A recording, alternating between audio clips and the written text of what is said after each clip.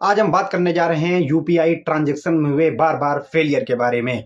जैसा कि आज जानते हैं कि लगातार यूपीआई ट्रांजैक्शन एक के बाद एक 3 बार फेल हो चुका है। यूपीआई ट्रांजैक्शन फेल हाल ही के दिनों में ट्रांजैक्शन लगातार फेल हो रहे हैं, जिससे तमाम यूजर्स को परेशानी का सामना करना पड़ रहा है। अगर हम बात करें यूपीआई ट्रांजैक्शन की, तो हर दिन 60 करोड़ रुपए लगभग पेमेंट होती है यूपीआई ट्रांजैक्शन के जरिए। अगर बात की जाए कब से शुरू हुआ यूपीआई, तो यूपीआई ट्रांजैक्शन 2016 से शुरू हुआ और इन्हीं 9 सालों के अंदर बहुत ही तरक्की कर ली है। लेकिन इसी के साथ आपको बताते चले कि अभी हाल ही में 12 तारीख को एक बार ट्रांजैक्शन फेल सबका हो गया और यूपीआई जो है क्रैश हो गया।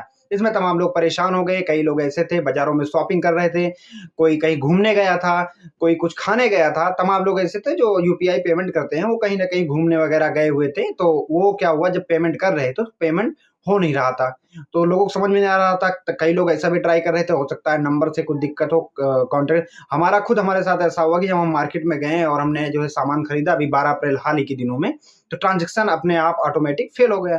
तो हमने सोचा कि क्या फेल हो गया। फिर हमने दूसरा नंबर डाला, तीसरा नंबर डाला, लेकिन पेमेंट नहीं हुई।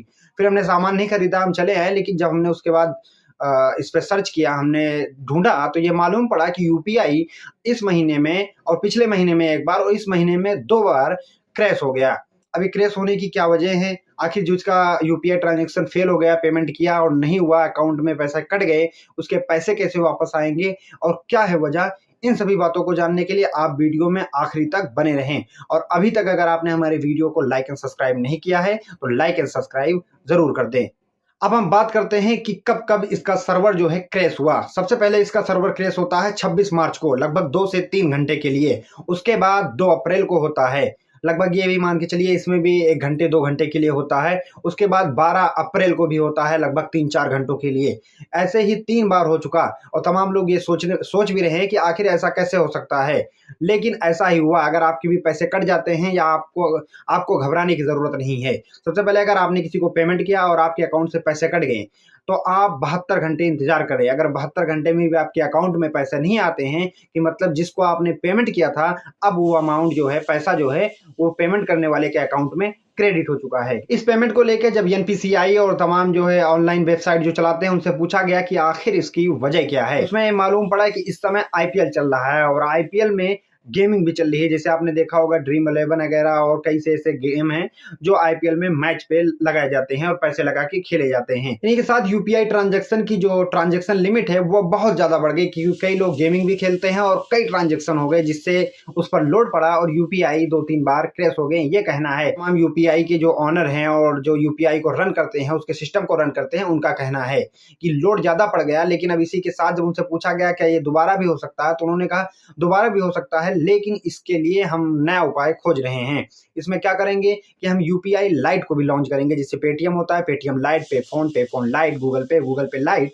तो क्या होगा, सर्वर जो बार बार क्रैश हो जा रहे हैं और उसमें भी थोड़े 2 भागों में उसको बांट दिया जाएगा। इस तरह से जो आने वाले दिनों में और पेमेंट बढ़ेंगी तो इस तरह की समस्या आ सकती है। इस वजह से इसमें अभी से ही बदलाव करना शुरू कर दिया है। लेकिन अब देखते हैं आगे सर्वर क्रैश होता है कि नहीं। अगर आपके साथ भी ऐसा होता है तो आप पेमेंट ना करें, 2-3 घंटे बाद हो सकता है कि वो अपने आप ऑटोमेटिक सही हो जाएगा, तब आप पेमेंट कर दें। लेकिन इसमें आपको एक बार होशियार रहने की ज़रूरत है।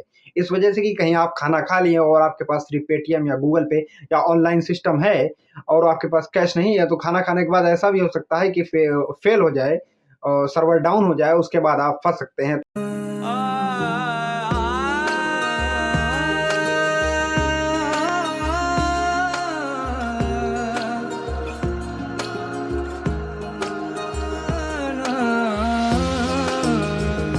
तो आप कैश लेकर चलें और कैश के साथ चलें और सतर्क रहें और सावधान रहें।